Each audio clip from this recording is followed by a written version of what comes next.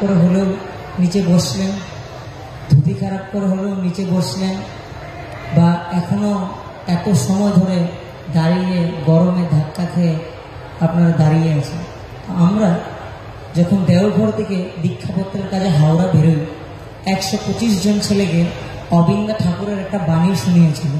এটা আমরা যখন ইউপি যাই, এমপি যাই, ছত্তিশগড় যাই, মধ্যপ্রদেশ যাই, তিনি আমাদের সকলকে একটা বাণী শুনিয়েছিল। এই বাণীটা আমি আপনাদের মাঝখানে তুলে ধরতে চাইছি। শুন জ্যোতি, শুন সন্ন্যাসী, এই ব্রতে ব্রতী হওয়ার সঙ্গে সঙ্গে দৃঢ় নিশ্চয় করে বেঁধে রেখে অন্তরে তুমি তারই সন্তান, যিনি অনামী পুরুষ। তোমার নামও নাই, ছিল না কখনো, যে নামে অভিহিত হও না কেন, তা তোমার উপাধি। বিবর্তনের বহু ঘূর্ণি অতিক্রম করে সংযোগ বিয়োগের প্রসবনে ভেসে ভেসে তুমি আজ যে বা যাতে পরিণত হয়েছ, সেই পরিণামের আর যে শরীরে তুমি আজও অধিষ্ঠিত, তাই তোমার অতিথি আবাস তোমার কেউ নাই, কেউ ছিল না। দেখেছ যা আছে তাও কিন্তু নাই বলেই জেনে রেখো, বিশেশ্বর যিনি তার আশীর্বাদেই তুমি, আর তিনিই তোমার একান্ত, তার মূর্ত প্রতীক, তিনিই তোমার ইষ্ট। তোমার গৃহের ছাদ আকাশ শয্যা তোমার এই শ্যামলী মায়ের বুকে বিছিয়ে রয়েছে যে তৃণবিতান। প্রকৃতির দুর্যোগ বা স্বস্তি তারই শাসন ও প্রেম চুম্বন। মনে রেখো, ক্ষুধায় অন্ন পাবে না, তৃষ্ণায় জল পাবে না, পরিধানে বস্ত্র পাবে না, অর্থ পাবে না, রোগে শুশ্রূষা পাবে না, ঔষধ পাবে না। আত্মীয় স্বজন, পরিবার পরিজন যারা তোমার উপরে নির্ভর করে জীবন ধারণ করে, তারা হয়তো তোমার সম্মুখে দুর্দশার পরিবেশনে নিষ্পেষিত হয়ে যাবে। হয়তো প্রত্যেকে তোমাকে ঘৃণা করবে, অপমান করবে, বিচারে উপস্থিত করবে, তবুও তোমাকে অটল থাকতে হবে, অচল থাকতে হবে। অটুট একনিষ্ঠায় প্রবৃত্তিকে নির্মম অবজ্ঞায় প্রত্যাশারিত করে অচ্যুত একনিষ্ঠ আধ্যাত্মানুরাগের সহিত তাতেই নিরন্তর হয়ে থাকতে হবে, চলতে হবে, করতে হবে, কইতে হবে। কাম কাঞ্চন বা যশোলিপ্সা যেন তোমাকে স্পর্শও করতে না পারে। প্রত্যেক জীবন তারই বিবর্তিত বিগ্রহ বলে ইষ্টানুক সেবায় প্রত্যেককে উদ্বুদ্ধ করে প্রতিষ্ঠা করতে হবে। তাকেই অনুরূতির অকাট্য সিংহাসনে প্রত্যেকের অন্তরে তোমার তপপ্রাণতার জলুসে দীপ্ত করে তুলতে হবে সবাইকে। আল্লুকে অটল করে আরো উপভোগও তোমার ওই। যা পাও প্রীতি উন্মাদনার উৎসৃজনী যা, তাতেই খুশি থেকো, সন্তুষ্ট থেকো, বুঝে রেখো। জীবিকাও তাই তোমার, যে বা যারা অধিগমনের উদ্যত্ত উদ্যমে সব অবস্থায় তুষ্টিকে বজায় রাখতে পারে, আশীর্বাদও আসে তাদের কাছে হাত বাড়িয়ে। আর শোনো, আরো বলি, তোমার সম্বিত, তোমার সম্বুধি, তোমার তপবিভূতি যা শত অনুরাগে ইষ্টানুক অনুরাগ উদ্দীপ্ত হয়ে তোমার নিজেকে আহুতি পেয়ে ইষ্টকেন্দ্রায়িত হবে। ঘুমায়িত ব্যক্তি নিয়ে আনুকানুতেও আবর্বিত হতে হতে একানতায় বিরাটে পর্যবসতি হয়ে সার্থক করে তুলেছে। সব যা কিছুকে চেতন উদ্দীপনে মহাচেতন সমুখানে ব্যষ্টি ও সমষ্টির প্রত্যেককে নন্দিত করে আমরণ পরিবেশনে যে অনুভূতি তোমার গুরু গম্ভীর উজ্জ্বল্য চিন্তা চরিত্র বাক ও ব্যবহারে উৎফুল্ল মোহনে ঘোষণা করেছে মা মৃয়স্ব মা জহি মৃত্যুঞ্জয়, তাকে প্রতি ব্যষ্টি জীবনে, প্রতি সমাজ জীবনে, প্রতি রাষ্ট্র জীবনে জীবন্ত পরিবেশনে সমৃদ্ধি অমৃত বিকিরণে উজ্জ্বল করতে নিরস্ত থেকো না কখনো। তোমার আচার, তোমার নিয়ম, তোমার নিষ্ঠা, তোমার চিন্তা, তোমার বাক, তোমার কর্ম, এক কথায় তোমার জীবন দুন্দুভিনাদে অমৃত বিকম্পনে আহ্লাদ উল্লজ্জে যেন সবাইকে উদ্দীপ্ত করে তুলে, জীবন্ত করে তুলে, ঐক্য শক্তিতে, ঐশ্বর্যে, পারস্পরিক সহযোগিতায় সংবর্ধনী ক্ষমতা পড়েছে। তো অবিন্দা আমাদেরকে এই বাণীটি পড়িয়ে পাঠায়। তো এই বাণীটির অবিন্দা একটা সহজ ব্যাখ্যাও করে দেয়, সেটাও আমি পড়ছি। মূল বিষয়টি হচ্ছে, ঠাকুরের কাজ যখন আমরা করব, তখন আমাদের ঘরের ছাদ হবে আকাশ, বিছনা হবে মাটির ঘাস, খিদে পেলে খাবার, পিপাসা পেলে জল, শরীর খারাপ হলে ঔষধ পাওয়া যাবে না। তখনও যদি তাকে একইভাবে ভালোবেসে আমরা কাজ করতে পারি, তাহলে বোঝা যাবে একটু একটু ঠাকুরের কাজ হচ্ছে। আর আমরা যদি সেটা করতে পারি, তবেই আমরা তার আশীর্বাদের উপযুক্ত। আজ আমাদের কাছে বস্ত্র আছে, গাড়ি আছে, মন্দির আছে, বাসস্থান আছে, কিন্তু তারপরেও আমরা কতটা সময় ঠাকুরকে দিতে পারছি। তারপর এই বাণীতে ঠাকুর বলেছেন কাজ করতে গিয়ে আমাদের ব্যবহার কেমন হবে। আমার টাকা পয়সা দেখে, মেয়ে দেখে কাজ করার সময় গলে যাব না। কোনো প্রলোভন যেন আমাদেরকে না ছুতে পারে। আমাদের নিজেদের সুবিধার জন্য যেন আপুসের কেউ কষ্ট না পায়। সবাই সবাইকে নিয়ে আমরা আনন্দে থাকবো। এটা অবিন্দা এই বাণীটির ব্যাখ্যা দেয়। আর আজকে এই বাণীটি আমি যখন পড়লাম, আমার আপনাদের সবাইকে অর্থাৎ হাওড়া জেলাবাসীকে দেখে মনে হচ্ছে যে আপনারা প্রত্যেকে পুরুষোত্তমকে, আচার্যদেবকে এবং অবিন্দকে খুব ভালোভাবে ভালোবাসেন। আমার থেকেও বেশি আপনারা তিনাকে ভালোবাসেন। তার জন্যই আজকে এই বৃষ্টির মাঝখানেও নিজেদের মাটিতে বসেও, কাদায় বসেও, জলে বসেও আপনারা এখনো কেউ বাড়ি চলে যাননি। এটা আপনাদের তিনার প্রতি ভালোবাসা।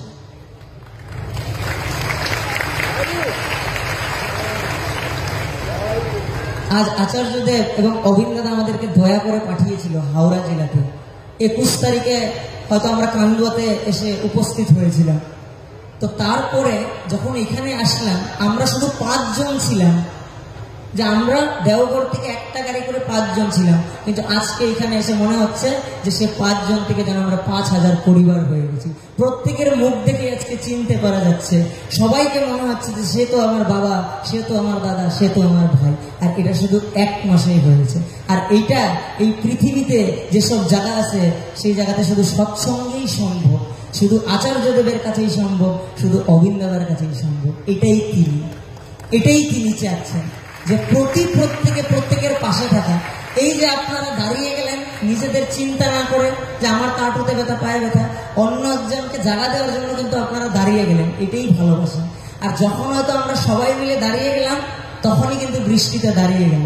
হয়তো ঠাকুর এটাই দেখতে চাইছিলেন যে আমাদের প্রেম ভালোবাসা কতটুকু, যে রৌদ্রে বসে বসে এটা তো করবো। আর দ্বিতীয় কথা, এই সৎসঙ্গটা যখন আয়োজন হচ্ছিল, আয়োজিত মন্ডলী একটা শব্দ ব্যবহার করেছিল, এসি সৎসঙ্গ, এসি সৎসঙ্গ, এসি সৎসঙ্গ।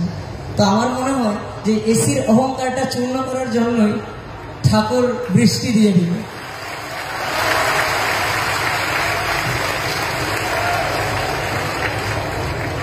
তো এটাই তিনি চাইছেন। ঠিক আছে না, আয়োজক মন্ডলীরা কষ্ট করেছে, কিন্তু হয়তো কোনো মিসকমিউনিকেশন হয়েছে, হতেই পারে, কোনো অসুবিধা নেই। কালকে রাত্রে আমরা চিন্তা করেছিলাম যে মাঠের চারিদিকে যদি একটু সিস্টেম করা হয়, ড্রেনেজ সিস্টেম, কিন্তু ফুটবল খেলার মাঠগুলো আমরা অনুমতি পাইনি, কোনো অসুবিধা নেই। কিন্তু বিষয়টা হচ্ছে এটাই, যে তিনাকে ভালোবাসা, আচার্যদেবকে ভালোবাসা, অবিন্দাদেবকে ভালোবাসা। যে একবার গুয়াহাটি মন্দিরে যখন নাকি খুব বৃষ্টি হচ্ছিল, তখন উদ্বোধন করার সময় হয়েছিল। তো সেই বৃষ্টির জন্য কাজ বন্ধ ছিল। 1 দিন হলো বেরোয় না, 2 দিন হলো বেরোয় না, 3 দিন হলো বেরোয় না। তো 4 দিনের দিন কামিনীদা বলে একজন আছে, আমরা তাদেরকে শুনি। তো কামিনীদা হঠাৎ দেখলো যে কেউ একটা লোক বৃষ্টির মধ্যে উপরে বাঁশ বাঁধছে। তো সে ভাবলো কোন পাগল এটা, এই মুষলধার বৃষ্টি, 3 দিন হয়ে গেছে, এই মুষলধার বৃষ্টিতে বাঁশ বাঁধছে। আর সেই একটা মানুষকে বাঁশ বেঁধে দেখে সেদিন গুয়াহাটি মন্দিরে প্রায় 350 লোক মিলে বৃষ্টির মধ্যে উপরে বাঁশ বাঁধা কমপ্লিট করে। এই যে সেই বাঁশের উপরে বৃষ্টির মধ্যে বসে কাজ করছিল, সে কে ছিল আমরা কি জানি? সে ছিল পরম পূজ্যপাদ শ্রী শ্রী দাদা, অর্থাৎ আমাদের ফরমার আচার্যদেব। তো তাই তিনি যেটা বলেন সেটা কিন্তু করে দেখেন। এই যে তিনি বলেছেন যে প্রকৃতির কাজ করবে, আমরা আমাদের কাজ করব, এটা তিনি করিয়ে দেখিয়েছেন। আর আজকে হাওড়া জেলাবাসীও কিন্তু আমরা করে দেখালাম। আমতাতেও ঝড় হয়েছিল, আমরা চোখ বন্ধ করে ঠাকুরের ইষ্ট পছন্দ করেছি, আমরা লাইট চলে গেছে, সাউন্ড চলে গেছে, তাও আমরা সৎসঙ্গ করেছি। আর এটা দ্বিতীয়বার আমরা প্রাকৃতিক দুর্যোগ সত্ত্বেও আমরা কাজ করলাম। তো আমি এই জিনিসটা বুঝে গেলাম, ভারতের এত জায়গায় ঘুরে, যে সুনামি আসলে, ভূমিকম্প আসলে, প্রাকৃতিক দুর্যোগ আসলে, মহামারী আসলে ভারতের সব জায়গা হয়তো থেমে যাবে, কিন্তু হাওড়া জেলা নিজের গতির মতো করে কাজ করে যাবে। তো বিষয়টা হচ্ছে যে ঠাকুর আচার্যর মাঝখানে থাকে। যে আমরা ঠাকুরকে কার থেকে ঠাকুর বলে জেনেছি? পরম পূজ্যপাদ শ্রী শ্রী বরদার থেকে। তিনি আমাদেরকে বলে গেছেন, এই যে ঠাকুর ইষ্টভীতি করো, এই যে ঠাকুর প্রার্থনা করো, এই যে ঠাকুর এই কাজ করো। তিনি 108টা মন্দির বানিয়ে দিয়ে গেছেন। তারপর শ্রী শ্রী দাদা আসলেন। শ্রী শ্রী দাদা এসে বললেন, যাও হাজারো দীক্ষা দেও।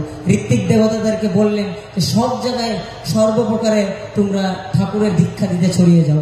তারপর আসলে পরম পূজ্যপাদ শ্রী শ্রী আচার্যদেব, তিনি মন্দিরগুলোকে সিস্টেমেটিক করালো, জমি রেজিস্ট্রেশন করালো, ইষ্টবিধির ব্যবস্থা আনলো। এখন ঠাকুরের পঞ্চম পুরুষ পরম পূজ্যপাদ শ্রী শ্রী অবিন্দাদা এসে আমাদের সবাইকে কিন্তু কর্মী করে তুলেছে।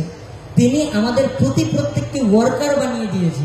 যে আমাদের কিন্তু পরম ভাগ্য যে আজকে অবিন্দা দয়া করে আমাদেরকে কাজ দিয়েছে, সেটার জন্য আমরা সবাই আজকে কাজ করতে পারছি। আজকে সৎসঙ্গের জন্য আসাম থেকে, শুধু দিল্লির থেকেও আমাদের মহেশ্বরদা লুকিয়ে গেছে, আসলে ভিড়ের মধ্যে থাকে না, তো এরকম করে অনেক লোক এসেছে। তাই ভাবলাম এটাই তিনাকে ভালোবাসে, এটাই ডিপিও, এটাই পরম পূজ্যপাদ শ্রী শ্রী অবিন্দাদা। তাই ঠাকুর বলে গেছেন আচার্যকে করে সার, যে আচার্যদের ঠাকুরের কাছে আসলে বলতেন বড় খোকার কাছে যায়, সেম বড় খোকার কাছে বলতো অশোকের কাছে যা, সে পূজ্যপাদ দাদা আমাদেরকে বলতো যে বাবাইয়ের কাছে যা। এখন ঠিক সেমন করে আচার্যদেব আমাদেরকে অবিন্দাদার কাছে এগিয়ে দিচ্ছে। তো এই গতিটা আমাদেরকে ধরতে হবে। যে আমি এক জায়গায়, ঘরোয়া কথা, ঠিক আছে, আমি এক জায়গায় মানে অবিন্দার ছবি দেখাচ্ছিলাম, কোনো একটা জায়গা ছিল, এই লাস্ট স্পট ছিল সুরজিৎদার জায়গা, রাত্রের মন্দিরটাতে আমি অবিন্দার ছবি দেখাচ্ছিলাম সবাই, চিনি অবিন্দা, আপনাদের বাচ্চা কাচ্চা চিনি। কিন্তু একজন ভদ্রলোক আসলো, এসে আমাকে বললো তোমার সব কথা ঠিক লাগলো, কিন্তু একটা জিনিস আমার ঠিক লাগলো না। বলছি কেন? বলছি তুমি ঠাকুরের ছবিটা কেন দেখালে না, তুমি অবিন্দার ছবি দেখালে, এই জিনিসটা আমার খুব বাজে লেগেছে। তিনি আমাকে সেইভাবে বললো। বললাম আচ্ছা, এগুলো আমরা তো ঠাকুরকে সবাই জানি। আমরা সূর্য দেখেছি তো, সূর্য দেখেছি তো, সূর্যের দিকে কি আমরা ডাইরেক্ট এরকম চোখ করে তাকাতে পারি? কিন্তু চন্দ্রটার দিকে আমরা তাকাই কিনা? তো চন্দ্রকে দেখলে সূর্যের কথাটা মনে করি। তো যখন আচার্যদেব দাদাকে দেখি তখন বুঝি যে আমার ঠাকুর এমন। যখন অবিন্দাদাকে দেখি তখন বুঝি যে 25 বছরে আমার ঠাকুর এমন। তো আমি নিজের গল্প বলছি, ঠিক আছে, এটা অহংকার নয়, কিন্তু এই গল্পটা আমার বলা দরকার যে আমি কেন অবিন্দা করি। সবাই এটা বলতে পারেন যে আমি এত অবিন্দা কেন করি, এটার কারণটা কি? কারণটা হলো যে আমি রৌতা বলে একটা সাধারণ জায়গার থেকে আসি, আসামে। খুব ভালো পরিবার এমনও নয়, কিন্তু মা বাবা ছোটোর থেকে ঠাকুরমুখী করিয়েছিলেন, কিন্তু ঠাকুরকে কোনো না কোনো জায়গায় অত একটা ভালোবাসতে পারিনি, প্রথম। দ্বিতীয়, ক্লাস 9-এ আমি ক্লাস 1 থেকে 8 অবধি কন্টিনিউ ফেল করেছি, কিন্তু সর্বশিক্ষা বলে একটা জিনিস আছে আসামে, যেটার জন্য আমি পাস করে যাই। তারপর ক্লাস 9-এও আমি একবার ফেল করি, কিন্তু প্রিন্সিপালকে রিকোয়েস্ট করে পাস করে দিই। ক্লাস 10 যখন দিই তখন আমার মনে প্রশ্ন হলো যে আমি জীবনে গিয়ে করবো কি, ঠিক আছে। আর ক্লাস 10-এ আমি একটু নেশা করা শুরু করে দিয়েছিলাম। এই জিনিসটা হয়তো আমার মা বাবাও জানে না, আজকে হয়তো জানবেন তিনারা, জানি না এরপর কী হবে ঘরে গিয়ে, কিন্তু নেশা করা আরম্ভ করেছিলাম। সিগারেট, ড্যান্ড্রাইট, একটা আঠা থাকতো যেটা নাকি প্লাস্টিক দিয়ে মুখে মেরে খেতে হতো, সিগারেট, বিড়ি, মদটা খাই, মদটা একটু চালু করেছিলাম স্কুলের পিছনে, টিউশনে গিয়ে, বাইরে, মা বাবা জানতোই না। তো ক্লাস 10-এ যখন আছি আমাকে একটা টিচার বললো যে তুই জীবনে কি করবি এরপর? তাই বললাম যে কি করবো? বলছে বাবাই দাদা বলে একজন আছে, ওনার কাছে যা, ওনার কাছে গিয়ে বল, উনি কিন্তু সব রাস্তা দেখিয়ে দিতে পারে। আচ্ছা, বাবাই দাদা রাস্তা দেখিয়ে দিতে পারে? তো 2018-র 19 মে আমি চলে গেলাম দেওঘরে। তো আচার্যদেবের কাছে লাইন, আর আমি আমার জীবনে কোনোদিনও লাইনে লাগিনি। তো 3.5 ঘন্টার আমি লাইনে লেগেছি। তো আমার মাথা খুব গরম হয়ে গেছে যে অলরেডি আমি লাইনে লেগেছি। তারপর সেখানে পবিত্রতা বলে দেওঘরে একজন আছে, ঠিক আছে। পবিত্র বলে বলো কি, বলো তোমার কি হয়েছে? তার পবিত্রতাকে বললাম যে পবিত্রতা আপনার ভগবানকে বলুন আমার ভবিষ্যৎ দেখে বলতে চাই আমি কি করব। তো বললো না, তিনি এরকম বলে না। বলছি দেখুন, আপনি আমার থেকে ওর টাকা একটু বেশি নিয়ে নিন, কিন্তু আমাকে ভিআইপি কনসালটেন্সি চাই। তো বললো হ্যাঁ, তিনি এখানে কনসালটেন্সি করতে বসছেন নাকি? তার পবিত্রতা বললেন দেখুন পবিত্রতা, আমার শরীরের উপর যাবে না, আপনি গেটের কাছে আসুন, আমি আপনাকে মা বোন বলে গালাগালি করে মারবো কিন্তু, ঠিক আছে। তা আমার পবিত্রতার ঝগড়া চলছে, হঠাৎ করে আচার্যদেব আমাকে বললো, বাবাই কাছে, এই কি হয়েছে? তো আমি তখন আগে বলতেও জানি না, বললাম আগে প্যান দিয়েছি, আগে কি করব? তো আচার্যদেব একটা বললো অবিনের কাছে যা। তখন যেহেতু আমি অবিন্দার নাম শুনেছিলাম, কিন্তু আমি বাবার সাথে একবার অবিন্দাকে নিয়ে ঝগড়া করেছিলাম যে তুমি অবিন্দাকে প্রণাম করো কেন, তোমার থেকে এত বয়সে ছোট, একদম প্রণাম করা উচিত নয়, এটা ভুল, ঠিক আছে। এটা নিয়ে কনভারসেশন হতো। তো আমার যখন বললো অবিনের কাছে যা, তখন আমি আমার দিদির উপর খুব চিৎকার চেঁচামেচি করলাম যে আমাকে কোথায় নিয়ে এসেছিস, টাকা নেওয়া অর্গানাইজেশন, কিছু কাজ করে না। আমি বলছি এটা সরকারি অফিসের ফাইল নাকি যে একটা জায়গা থেকে আরেকটা জায়গায় পাঠাচ্ছে, বাবাই যা পারছে না বলে অবিন্দার কাছে পাঠাচ্ছে, এটা কি ধরনের কথা? তারপর আমি চলে এলাম। আমি বললাম আমি আর তোদের এই আশ্রমে থাকবো না। আমি টিকিট বুক করলাম। দিদি আমাকে রাতে ফোন করলো, আমি চপ মুড়ি খাচ্ছিলাম দেওঘরকে, আমরা সবাই খাই। তারপর আমাকে হঠাৎ দিদি ফোন করলো, ফোন করে বললো যে অবিন্দা বসে যে তুই। আমি বলছি আমি আসবো না, তো ওদের এই গুরু পুরুষ সাথে আমার কোনো সম্পর্ক নেই। বললো প্লিজ তুই আয়, একবার দেখা কর। বলছে আমি বলছি না। বলছে তুই যদি একবার দেখা করিস তাহলে কালকে থেকে তোকে স্টুপিটি করতে হবে না। ও দেখতে তো লোকটা জুতা পরে আছে, জিন্স পরে আছে, জ্যাকেট পরে আছে, দেখতেও খুব মানে একদম সুন্দর। অবিন্দার কাছে যাওয়া যায়। তো অবিন্দার কাছে যখন গেলাম আমি দৌড়ে গেছিলাম, আমি হাঁপাচ্ছি। তো অবিন্দা আমাকে বললো এই কি হয়েছে বল। তো বললো আগে মাধ্যমিক দিয়েছি, আগে কি করবো। তো অবিন্দা আমাকে একটা কথা বললো যে এই তোর ম্যাথসটা উইক না, না আমি বললো তুই কি করবি। আমি বলছি আগে সায়েন্সটা ভেবেছি নাকি। তো অবিন্দা বললো তোর দ্বারা সায়েন্স হবে না। আমার মনে খুব দুঃখ লাগলো, বললো এটা কিরকম ভগবান প্রথমেই বলে দিচ্ছে তোর দ্বারা এটা হবে না ওটা হবে না। তোর অবিন্দা আমাকে একটা কথা বললো যে এই তোর ম্যাথসটা উইক না। তো আমি ভগবান বিশ্বাসী ছিলাম না, কিন্তু অ্যাথিস্ট ছিলাম। কিন্তু সেদিন আমার মনে হলো যে অবিন্দাটা কি ভাই, তিনি কিভাবে জানলো। তিনি বললো এই তোর ম্যাথসটা উইক না। লাগবে তো বললো তুই কমার্স না আর্টস নিয়ে পড় যা। তারপর আবার ডাকলেন, বলে এই শুন তুই আমার জন্য একটা কাজ করতে পারবি। আমি বলছি আগে। বলেছে আমার জন্য 50টা লোক তুই নিয়ে আন আমার বাবার জন্মদিন। আমি বলছি আগে ঠিক আছে। তারপর আবার বলে শুন প্রত্যেক সেমিস্টারে আমাকে একবার একবার করে মুখ দেখাবি কিন্তু। আমি বলছি আগে। আমি চলে আসলাম। আর আমার গুরু ভাইদের সাথে সম্পর্ক ঠিক ছিল না। আমি সৎসঙ্গ মন্দিরে তখনই যেতাম যখন সৎসঙ্গে আনন্দবাজারে পনির হতো, মানে খেতে যেতাম আর কি লিটারেলি। আমার ঠাকুরের সাথে সম্পর্ক ছিল না। কিন্তু এই যে অবিন্দা বলেছে যে 50 জন লোক নিতে হবে, তো আমি একটু মানুষকে রিকোয়েস্ট করা আরম্ভ করলাম যে চলো চলো চলো আমার সাথে দেওঘর চলো, আমার সাথে দেওঘর চলো। ওরকম করে দেওঘর নিয়ে গেলাম। আর ওই দেওঘর যাওয়ার পরিক্রমায় কি হলো যে আমার ক্লাস 10-এর রেজাল্ট, এক্সাম কিন্তু খারাপ দিয়েছিলাম, কিন্তু ক্লাস 10-এর রেজাল্টটা ভালো হয়ে গেল। ফার্স্ট ডিভিশন 4টাতে লেটার পেয়ে গেলাম, 74% পেয়ে গেলাম। কিন্তু 75%-এ ল্যাপটপ দিত। তো মনে মনে বলছি যে ভগবান কাজ করলো, কিন্তু 1% দিতেই পারতো, ল্যাপটপটা দিল না। ঠিক আছে 75 হয়ে যেত। তো ওরকম করে দেওঘর গেলাম 50 জন লোককে নিয়ে। তো তারপর একটা খুব ভালো কলেজে আমার অ্যাডমিশন হয়ে গেল, রঞ্জিত শর্মা একাডেমি জুনিয়র কলেজ, মঙ্গল হয়ে আছে। তারপর আমি ভগবানকে ভুলে গেলাম কিন্তু, যে হয়ে গেছে অবিন্দা চমৎকার করে দিয়েছে, কাজ করে দিয়েছে, ব্যাস শেষ। এইবার আমি নিজের মতো করে করি। আর আমার সর্বপ্রথম সমস্যা কি এসেছিল জানেন, রঞ্জিত শর্মা একাডেমিতে গিয়ে যেখানে টাই বানতে হতো, গলায় টাই। আর আমি ছিলাম সরকারি স্কুলের ছাত্র, তো আমি ইউটিউবে ডালতাম যে টাই কেসে বানতে হয়, বানতাম টাই, হয়ে যেত শিবের গলার সাপ। ঠিক আছে। তারপর কি হলো যে রঞ্জিত শর্মাটা খুব হাই সোসাইটির ক্লাসের লোক ছিল, তারা খুব ইন্টেলেকচুয়াল ছিল, ইংরেজিতে কথা বলতো, ভালো পড়াশোনা জানতো। কিন্তু আমি আমার আসামের ক্যাপিটাল যে গুয়াহাটি এটাও জানতাম না, বা আসামের মুখ্যমন্ত্রী যে ওই সময় সর্বানন্দ সোনোয়াল আছে এটাও জানতাম না। তো আমার সাথে গ্রুপিজম আরম্ভ হলো, যে ক্লাসের ছেলেপেলেরা মেয়েরা আমার সাথে মিলামেশা বন্ধ করলো। আমার টিচাররা আমাকে এই টিকিং করা আরম্ভ করলো যে তোমার এই হয়েছে সেই হয়েছে। আমি আস্তে আস্তে ক্লাসে যাওয়া বন্ধ করলাম। তারপর আমি মোবাইল অ্যাডিকশনে চলে গেলাম, যে এমন আমার দিন যেত আমি 24 ঘন্টা ফোন দেখছি, জলও খাচ্ছি না। তো এমন করে করে একদিন প্রায় 4 দিন না 5 নম্বরের দিন চলে আসলো, যে আমি মোবাইলে দেখে যাচ্ছি, জলও খাচ্ছি না, কিছু খাচ্ছি না। আর আমি আকাশের তারা দেখছি, বিছনার চাদর দেখে ভয় পেয়ে যাচ্ছি, এই হয়ে যাচ্ছে সেই হয়ে যাচ্ছে কথা। তো আমাকে ডাক্তাররা বললো যে তোমার মেন্টাল প্রবলেম আছে, মানে তুমি পাগল হয়ে গেছো। আর একটা আমি কাণ্ড করেছিলাম যে বিয়ারের বোতল দিয়ে প্রিন্সিপালের ক্যাবিন মানে ভাঙে দিয়েছিলাম, তার জন্য আমাকে কলেজ থেকেও রেস্টিকেট করে দিয়েছিল। তো তখন এমন একটা সময় যে আমাকে কলেজ থেকে রেস্টিকেট করে দিয়েছে, প্লাস আমাকে ডাক্তার বলছে তুমি পাগল, তোমার মেন্টাল প্রবলেম আছে, তুমি এই ওষুধ খেতে হবে, সেই করতে হবে, পড়াশোনা করতে পারছি না, মা বাবাকে বলতে পারছি না, জীবনে এমন দশা হয়ে গেছে। তারপর আমার মনে পড়ল যে আমারও দাড়িওয়ালা একটা ভগবান দেওঘরে বসে আছে। আমি অবিন্দার কাছে গেলাম, অবিন্দাকে 1 দিন খুঁজলাম, 2 দিন খুঁজলাম, 3 দিন খুঁজলাম, অবিন্দা নেই।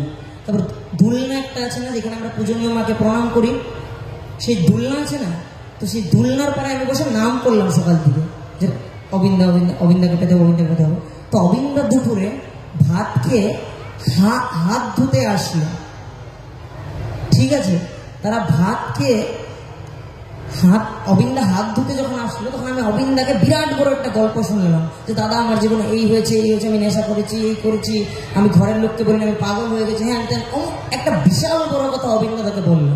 তখন অবিন্দা আমার বা হাত দিয়ে এই কাঁধে হাত রাখলো, হাত দিয়ে অবিন্দা একটা লাইন বললো যে ঘাবড়াবি না, আমি আছি তো, মানে don't be panic, I am with you, আমি আছি। আর সেই কথাটা শুনে আমার মনে একটা আলাদা জিনিস জাগলো।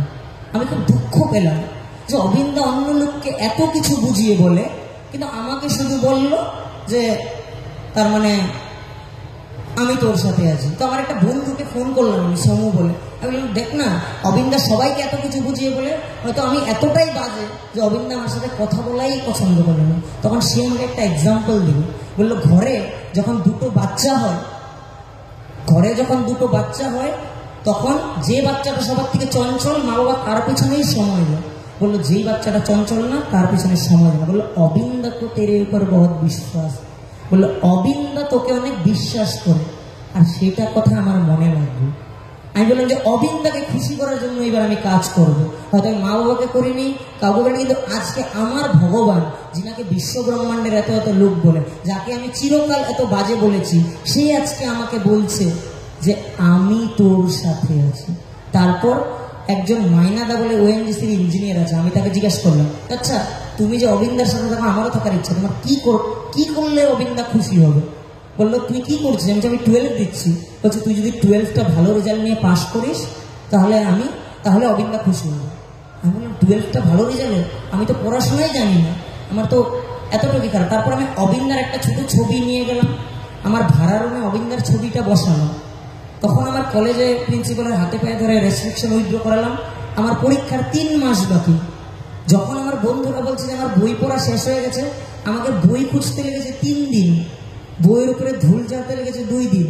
আর যখন কলেজে পরীক্ষা শেষ হয়ে গেছে, তখন কলেজের পাতা হয় না, আমরা স্কেল দিয়ে যেটাকে ছাঁটাই করি, আমি সেটা ছাঁটাই করাচ্ছিলাম। তখন আমি জীবনে প্রথম অবিন্দাকে দেখলাম আর পড়তে আরম্ভ করলাম। ডাক্তার আমাকে আরেকটা কথা বলেছিল যে 24 ঘন্টা কেউ যদি মদ খায়, সে যদি তুরন্ত মদটা ছেড়ে দেয় তাহলে সে শরীরে থাকতে পারে না। বলেছিল তুমি মোবাইল দেখাটা আস্তে আস্তে আস্তে আস্তে কমাবে। কিন্তু বাবার সাথে ঝগড়া করে আগস্টের 3 তারিখে নকিয়ার একটা ছোট কিপ্যাড ফোন নেই, আর অবিন্দার ছবি দেখে পড়াশোনা আরম্ভ করি। আমি খুব সমস্যায় ছিলাম সেই 3 মাস। শুধু ঘি ভাত আর আঙ্কেল চিপস খেতাম, বই ছুঁড়ে ফেলে দিতাম, মাথায় ওয়ালে মারতাম, কিন্তু অবিন্দার ছবি দেখেছি আর পড়েছি। সেই 3 মাস আমার কিচ্ছু একটাও মনে হলো না যে আমি নেশা করি। আমার একদিনও মনে হলো না যে আমি পড়াশোনা করতে পারি না, একদিনও মনে হলো না যে আমি ইংরাজি পড়তে পারি না, একদিনও মনে হলো না যে আমি বানান করে শব্দ রাখার করতে পারি না। আমি শুধু অবিন্দার ছবি দেখলাম আর পড়লাম, অবিন্দার ছবি দেখলাম আর পড়লাম।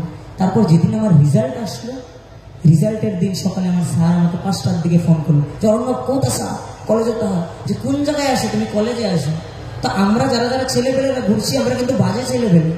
অবিন্দা ধুতি পাঞ্জাবি দিয়েছে বলে আমরা ভালো, আমরা দেরি অবধি ঘুমাই, সকালে প্রার্থনায় উঠতে পারি না, হয়তো কেউ গাড়ি চালায়, রাত্রে কলেজের কাজ করে, অফিসের কাজ করে। অনেকগুলো মন্দিরে দেখবেন আমরা প্রার্থনা হয়তো কেউ করেছে কেউ করে না, আমরা কিন্তু বাজে ছেলে। তারপর অবিন্দা, তারপর সেই টিচারটা আমাকে বললো, আমি বললাম স্যার এত তাড়াতাড়ি কেন ফোন করেছেন, 9টার দিকে রেজাল্ট দেবে, তো ফোনটা রাখুন এখন। বলেছে না না না না না তুমি তাড়াতাড়ি চলে এসো। আমি বলছি কেন? বলেছে আসামে রেজাল্ট বেরিয়ে গেছে, বলেছে তুমি 7 নম্বরের র্যাঙ্ক পেয়েছো, বলেছে পুরো আসামের ভিতরে তুমি 7 নম্বর র্যাঙ্ক পেয়েছো, আর পলিটিক্যাল সায়েন্স এবং এডুকেশনে তুমি 99, অর্থাৎ সাবজেক্ট টপার হয়েছে। তো এটা হচ্ছে আমার জীবনে আমার অবিন্দ, যে আমি নালায় পড়েছিলাম, নালায়, কিন্তু আমাকে নর্দমার থেকে তিনি আজকে ধুতি পাঞ্জাবি পরে আপনার সাথে দাঁড়িয়ে আছে। জীবনে সবার নেশা দরকার। আমি বলছি না আপনাকে আমি তখন নেশা করতাম, আমি এখনো নেশা করি, কিন্তু আগে নেশাটা ছিল মদ ভাঙ বিড়ি সিগারেট গাঁজার, কিন্তু এখন নেশা হয়েছে পরম পূজ্য পাত্রী শ্রী অবিন্দাদার প্রেমে। তাই 125টা ছেলে, হাজার হাজার ছেলে আজকে ঘর বাড়ি দুয়ার ছেড়ে তিনাকে খুশি করার জন্য ঘুরছে। আর তিনি হচ্ছেন আমার জীবনে আমার অবিন্দ, যে যিনি আমার জীবন পরিবর্তন করেন। এমন করে তিনি আপনাদের সবার জীবন পরিবর্তন করতে চেষ্টা করছেন। পূজ্যবাদ দাদা বলেছিল যে তোরা অনেক ভাগ্যবান যে তোরা অবিনের যুগে জন্মগ্রহণ করেছিস। বলেছিল তোরা অনেক ভাগ্যবান যে তোরা অবিনের যুগে জন্মগ্রহণ করেছিল, অর্থাৎ ঠাকুরের পঞ্চম পুরুষ।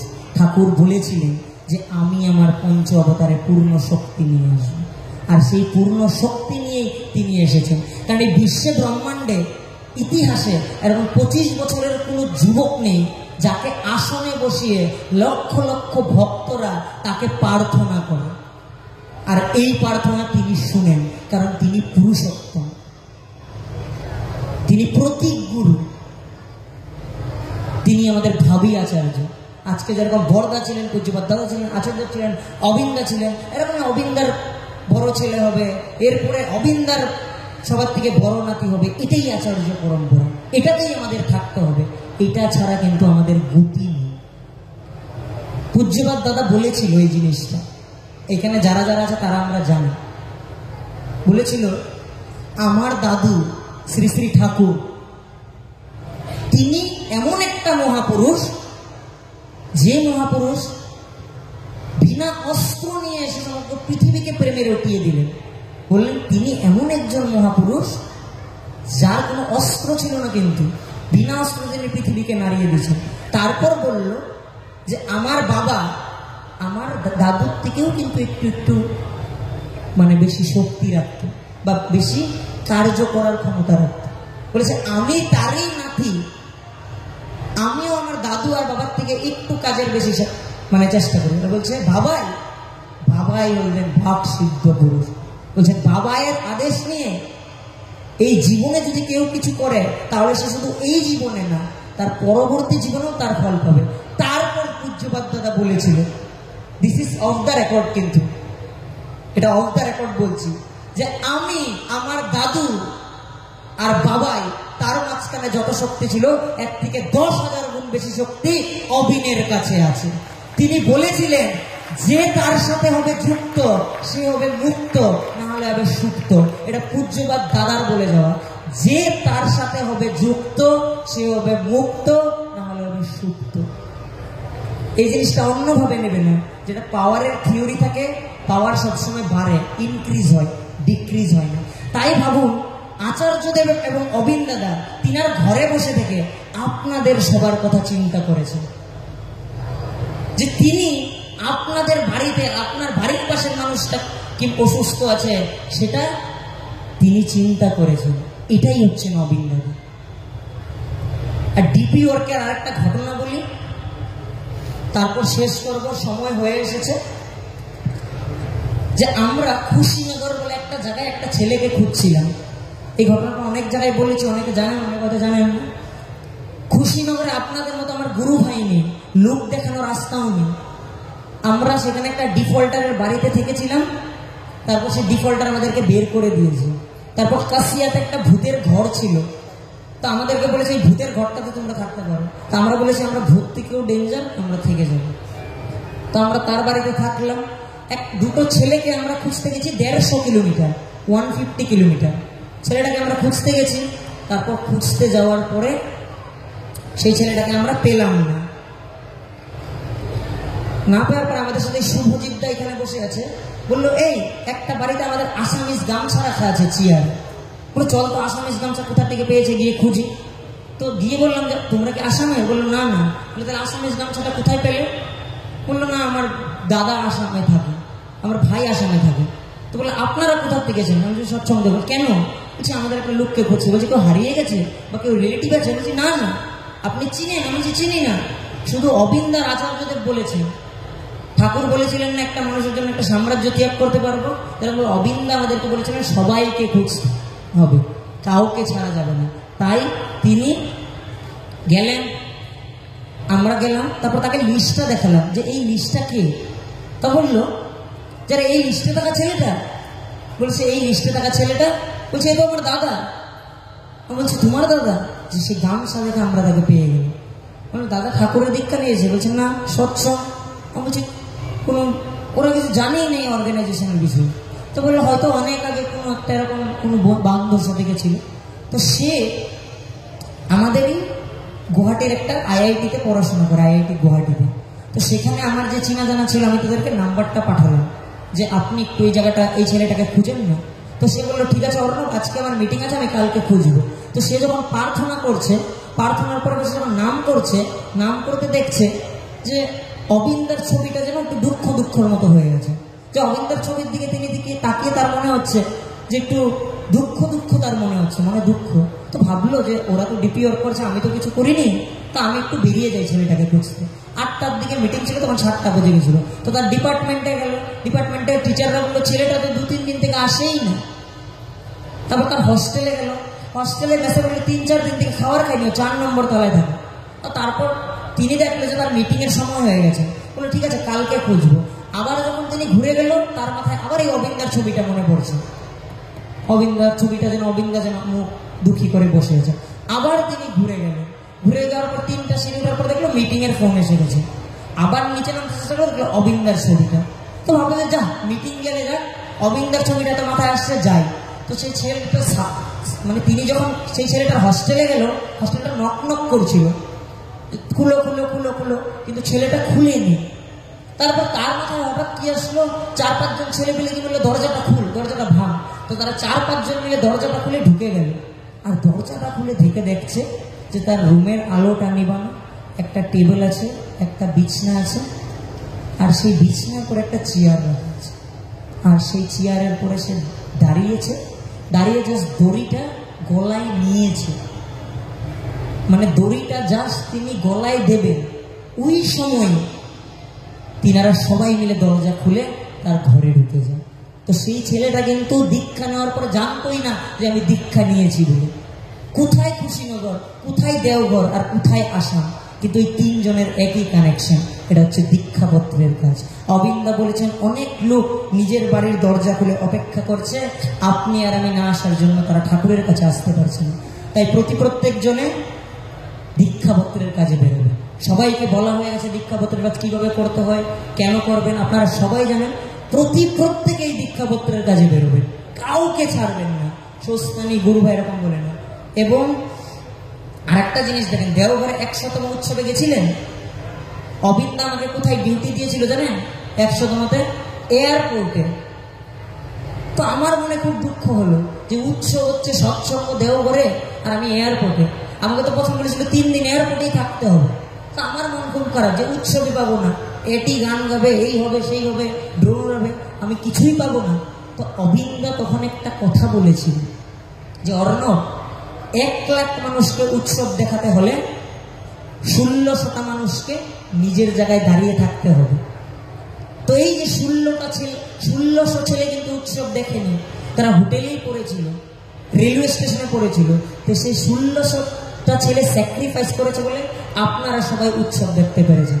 তাই আজকে আপনারা যারা যারা দাঁড়িয়েছেন, কষ্ট করেছেন, যারা যারা কাপড় খারাপ হয়েছে, তারা কিন্তু এই জিনিসটা মনে করবে যে আপনারা দাঁড়িয়েছেন বলে বাকি মানুষরা হয়তো ঠাকুরের সৎসঙ্গটা ভালোভাবে উপভোগ করতে পেরেছে। আর মায়েদের শক্তি বেশি, ডিপিওরকে প্রত্যেক জায়গায় মায়েদের কথাই বলেছি। তাই দেখবেন ঠাকুর জলটা মায়েদের দিকেই দিল, যে দাদাদের দিকে দিলে বলতো বাপরে বাবা আমার সার্ফ এক্সেল খরচ হবে, নতুন দুটি আমি চলি। কিন্তু মায়েরা নিজেদের শারীর খারাপ করে হলেও নিজের জায়গায় দাঁড়িয়েছিল। তাই ঠাকুর যার ক্ষমতা আছে তাকেই দেয়। তো এটাই হচ্ছে বিষয়। আচার্যদেব আর অবিন্দাদা এবার আপনাদের জায়গায় আসতে চাইছে। তিনি 40% ডিপি করতে বলেছেন, মানে আপনাদের হাওড়া জেলাতে 5 লাখ লোক আছে যারা ঠাকুরের কাছে জড়িত, কিন্তু শুধু আমরা 50,000কেই ফিরাতে পেরেছি। তো 40% মানে অ্যাটলিস্ট 1,70,000-এর কাছাকাছি লোককে আপনাদের ফিরাতে হবে। তার জন্য সবাই দীক্ষাপত্রের কাছে। আচ্ছা, আমরা সবাই যাদের হাতটা উঠাই তো একটু, যারা সোলজার তারা হাত উঠাবেন না, যারা মিটিংয়ে ছিল হাতটা নামা। এবার সবাই জুড়ে হাতটা তুলুন। তো বিষয়টা হচ্ছে যে আমরা প্রথমে কিন্তু এরকম ভাবে হাতটা তুললাম, কিন্তু আমাদের শক্তি কিন্তু এরকম ভাবে হাতটা তোলা। তো অবিন্দা বলেছেন যে আমি সপ্তাহে 1 দিন বেরোতে পারি, মাসে 1টা দিন বেরোতে পারি, দিনে 2 ঘন্টা বেরোতে পারি, কিন্তু যখন দীক্ষাপত্রের কাজে বেরোবো ঠাকুর আচার্যদেব অবিন্দাদাকে মাথায় নিয়ে সেদিন সর্বরূপে যেরকম আমরা হাতটা তুলেছি ওরকম সর্বশক্তি দিয়ে আমরা দীক্ষাপত্রের কাজে বেরোবো। তাই প্রত্যেকজনে যেমন ভাবে পারেন দীক্ষাপত্রের কাজ করবে। এবং অবিন্দা বলেছেন কর্মীদেরকে, যাজক অধূর্য ঋত্বিক দেবতাদেরকে যে মন্দিরের দায়িত্বে থাকতে না, তিনি চাইছেন যে তারা ফিল্ডে যায়। খবর পেলাম যে অবিন্দা বলেছেন, আচার্যদেব নির্দেশ করেছেন যে কর্মী দাদারা যারা আছে তারা নিজেরা জুন অঞ্চলে থাকে সেই অঞ্চলে 100% করতে চেষ্টা করে, যে নিজে মোবাইল ফোন শিখে রিচ শিখা। সৎসঙ্গের পরে ধনী হওয়ার পরে আপনারা 5 মিনিট বসবেন, অবিন্দা আপনাদের সবাইকে একটা জিনিস শিখাতে বলেছে, অরিত্র ভাই শিখাবে। তো অবিন্দা বলেছেন যে আমরা ঋত্বিক দেবতারা, যাজক দেবতারা, অধূর্য দেবতারা নিজে গিয়ে সেই জিনিসটা শিখবো, রিচ করব, লোকেশন দেওয়াবো, তাদের বাড়িতে যাব। আর তিনি মন্দির পরিচালনা সমিতিতে ঋত্বিক দেবতা, যাজক দেবতা, অধূর্য দেবতাদেরকে পরিচালনা সমিতির থেকে বাইরে বেরিয়ে ফিল্ডে কাজ করতে বলেছেন। তিনি সর্বসাধারণ গুরু ভাইদেরকে দিয়ে কমিটি বানাতে বলেছেন। 3টা পোস্ট আছে, কেয়ারটেকার, অ্যাকাউন্টেন্ট, কোঅর্ডিনেটর, এবং 62টা বেলার প্রার্থনার লিস্ট করতে বলেছেন, যে 30 দিন বা 31 দিন 62টা বেলা হয়। এই 62টা বেলাতে আমরা 62টা পরিবার সিলেক্ট করব, আর তাদেরকে বলবো 1 বেলা করে মন্দিরে এসে প্রার্থনা করো। আর আমরা যারা এখানে কারা হারমোনিয়াম বাজিয়ে প্রার্থনা করতে জানি, হ্যাঁ, আপনাদের দায়িত্বটা হলো যে 62টা পরিবারকে নিজেদের অঞ্চলে হারমোনিয়াম বাজিয়ে প্রার্থনা করা শেখাবেন। যাদের হারমোনিয়াম নেই মোবাইল ফোনে হারমোনিয়ামের অ্যাপ ডাউনলোড করে দেবেন, এবং যাদের হারমোনিয়ামও নেই মোবাইল ফোনও নেই তারা নিজের বাড়িতে এসে বা মন্দিরে এসে মন্দিরের হারমোনিয়ামটাকেই নিজের বলে ভেবে আমরা করব। তো এই জিনিসটা আপনারা করে নেবেন, আর সবাই দীক্ষাপত্রে ভালো করে কাজ করবেন। আর আমাদের ছেলেদের জন্য বলি একটা সুখবর আছে, সুখবরটা দিতে হলো, ঠিক আছে? যে দীক্ষাপত্রের কাজের জন্য আমাদের ছেলেপেলেদের গাড়ির অসুবিধা হচ্ছিল, তো আমাদের মাঝখানে দীপদা বসে আছে। দীপদা আমাদের দীক্ষাপত্রের ছেলেপেলেদেরকে বলেছে যে তিনি একটা 7 সিটার গাড়ি আমাদের দীক্ষাপত্রের ছেলেপেলেদেরকে দেবে।